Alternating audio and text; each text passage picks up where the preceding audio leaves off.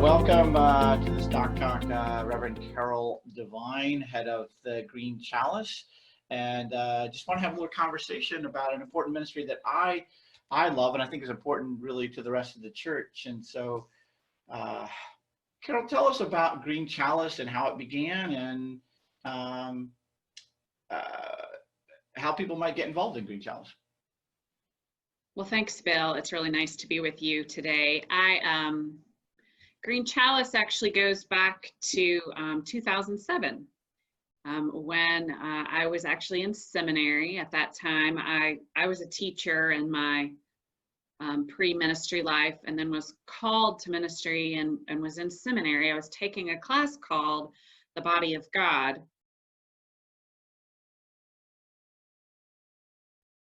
And it was in that class that things started clicking for me for the first time as to why I was even called to ministry, because it had up to that point been pretty much a mystery to me why God was calling me.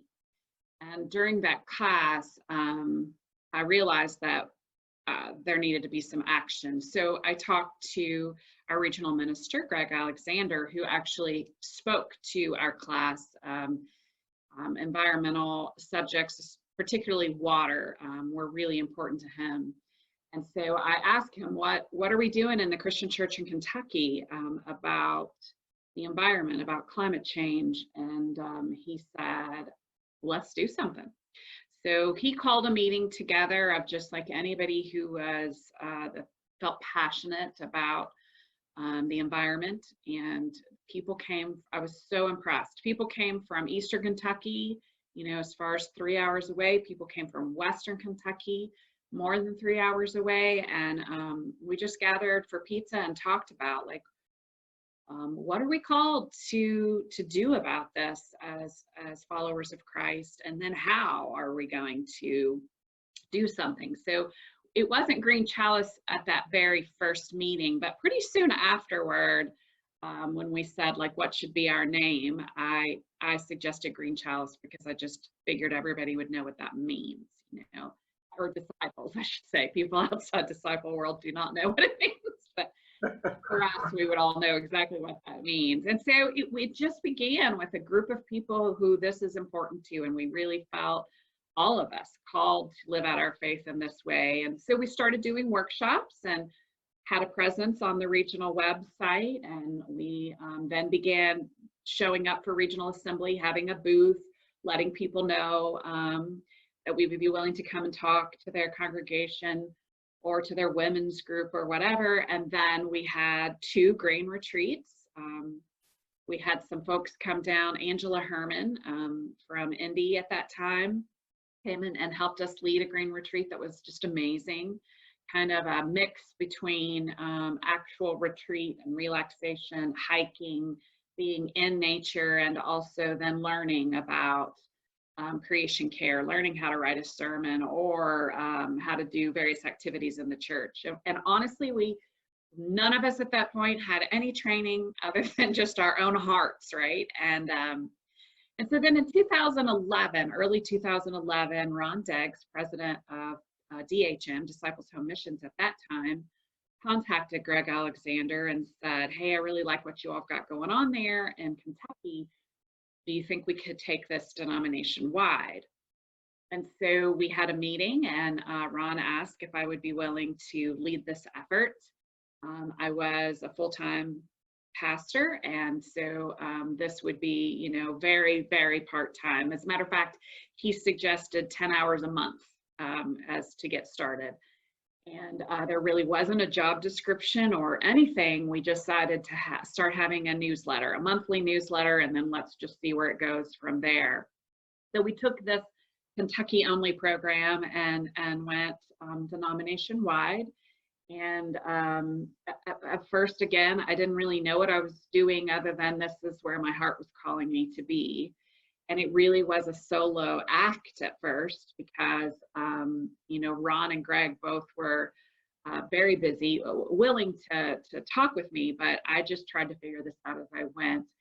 And then it just honestly has grown from there to we've gotten several grants along the way that enabled us to hire Scott Hardin-Neary, who's a pastor in North Carolina and in Asheville, and enabled us to expand. And so since 2011, we've been at every General Assembly doing at least one, usually 2 or 3 workshops, having various events, put together advisory committee, just have kind of developed it as we've gone. And along the way, we have received a lot of training, thankfully. So that's really good too. And so it honestly has just been out of my own and the other folks who have joined the movement, which is all over the United States and Canada. It's just out of our own passion call to live out our faith. And so now it's developed into trying to help congregations. We serve congregations, and while I'm happy to talk to individuals about their own personal life, this is really a congregational ministry. So we focus on congregations and then other ministries, regional offices and such throughout the denomination, about how are we called to live out our faith in this way, and how can we help you find your passion in this. And it's so varied. So the beautiful thing about climate change, while it is so overwhelming, the beautiful thing is there's a lot of, as Scott says, on-ramps. So if your church is really into recycling, there's a church here in Kentucky that doesn't just do normal recycling, but they're like a regional hub to receive, batteries and bottle caps and just all kinds of things that you can't easily recycle from your home or church. They have kind of become that. So there are some who are really into recycling and that's their thing, but there are others who, just because of their location or various obstacles, recycling is just really hard for them. That's okay, because then there's gardening, there is changing out light bulbs and putting in thermostats, programmable thermostats. There are projects for the building up of girls and women. We know that women empowerment, women education is a huge combatant climate change, actually, and we sometimes don't think about that. It can be from how we eat. So some churches are going more vegetarian, heavier in fruits and vegetables, and either no meat or less meat, and making that more of a side. That has an impact. Composting and using real napkins, real dishes, just the amount of things, the number of things that our congregations have done and are doing is just really inspiring and amazing. There's a congregation in Frankfort, Kentucky that every September, every fall, has what they call green stock, kind of a play on Woodstock, except for that it's much different. But there is music, live music, and they have activities for kids and educational opportunities for adults, and it's a zero waste event. So they have local food and just all kind of bring in animals, farm animals and such for the kids and adults to interact with. And so it has become just an annual event in their community. So it isn't just for their church, and it's just an amazing thing that they have come up with on their own. That's just one, fabulous example of what our churches are doing. I'll pause there. That was a lot. And you answered about like 8 of my questions that I was going to ask. But the one thing that whenever I talk with you, you have such passion for this, and you clearly were called, it seems to me, called into this ministry. For those that are listening, can you articulate that a little bit? Like, give me that speech that would inspire people to really care about this ministry in their congregation. Well, I guess all of us, have our own stories, right?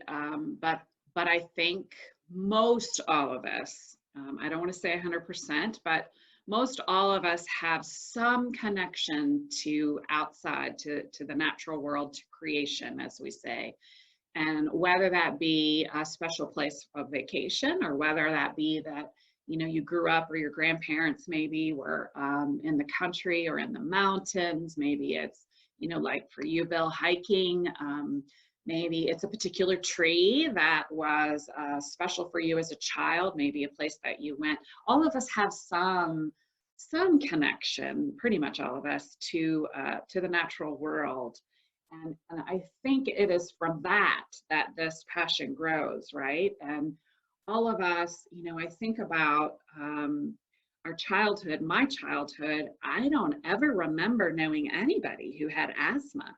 Like, I didn't, as a child, I wasn't aware of that illness at all. And then today, you can't even go into a classroom, elementary school classroom, where some child doesn't have asthma, and it can be, life-threatening and very serious. And I think about just all of the major and minor changes that have occurred since we were young, and we think about and look at our natural world and how it is very different than when we were young. And so I think that the passion and the desire has to come from that place of something very sacred, a place where we connect with God, a place where we connect with creation, and a desire, therefore, to be able to pass that on, right, to grandchildren or great-grandchildren, or those who have yet to be born, that they might be able to have those kinds of experiences too. And I think one of the concerns is for some children and adults now, right, in the summertime, they can't be outside because of their asthma or other health issues.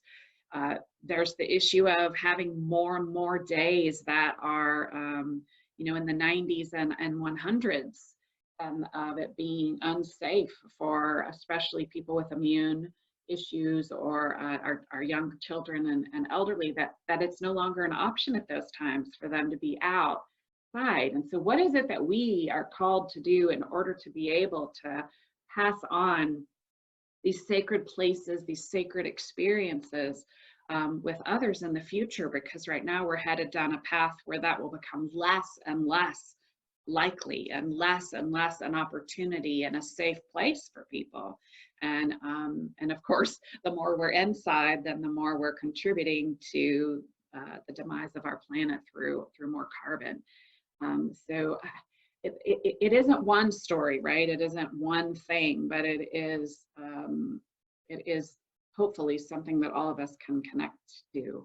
And for me, I think this past April, I was at a training event, at a climate science event, where because it wasn't climate and faith, it was climate and science and business and climate. It was just a very different, it wasn't what is normal to my own ear and my own heart. These were words and language and just a perspective that's very different from where I live in my work in Green Chalice. And so I heard it differently, I guess. And I left that just realizing I am 52 and would like to live, a nice long life, but no matter how long I live, I will not see things get better. That the damage that has already been done is what we are experiencing. And so until I die, I will never see the earth and the climate, the temperatures, the weather, health of humans and the planet get better. But I am called to do something, to do the best that I can, to be able to say to my own children and my future grandchildren or great-grandchildren, or, those children in our community that are yet to be born, I need to be able to say to them, I did what I could. I couldn't fix it all, but I did what I could. And I think that's where we as followers of Christ have a very particular ability and call to do something about this, because we know that we don't live for ourselves. I wasn't created to live for Carol, and we as followers of Christ are constantly supposed to be living for God, and God's calling our hearts for the betterment of the world, right? Of each other, our brothers and sisters in Christ, our neighbors, and even our enemies. so that we are called to live for others, I guess, and make decisions that aren't just best for Carol, but for the future. And I think that's what makes us poised in a place to be able to speak to this in a way that people of no faith may not be able to have that same understanding. We can constantly remind ourselves, remind each other, and then teach the world that it isn't about me and it isn't about you. You know, it's about those who have yet to be born and the most vulnerable among us. You mentioned earlier, I mean, it's all connecting with, this is a movement. And so there's not enough time for you to change the world on your own, but there are congregations, people might be listening right now, who might be thinking about getting involved. They're looking at their own community, the needs, specifically what's going on there and what they can do. How can they best get in contact with you and join this movement? So we have, of course, a website, which is greenchalice.org, very easy to remember, greenchalice.org. And at that website, we have a lot of resources and ways to get started. There are videos there and links to other places to learn more. There's also a link there to sign up for our monthly e-newsletter, Green Chalice News, which also comes with more information and that kind of thing. But also my contact information is there, and I always invite folks to send an email or give me a call, and I'm happy to make time and schedule time to help folks imagine, where are the passions of my church and how might we start living out our faith this way. And Bill, one of the things that is I wake up in the middle of the night and this is my issue, right? This is the one thing that wakes me up where I'm like, oh my gosh, what have we done and what are we going to do about it? But the beautiful thing is that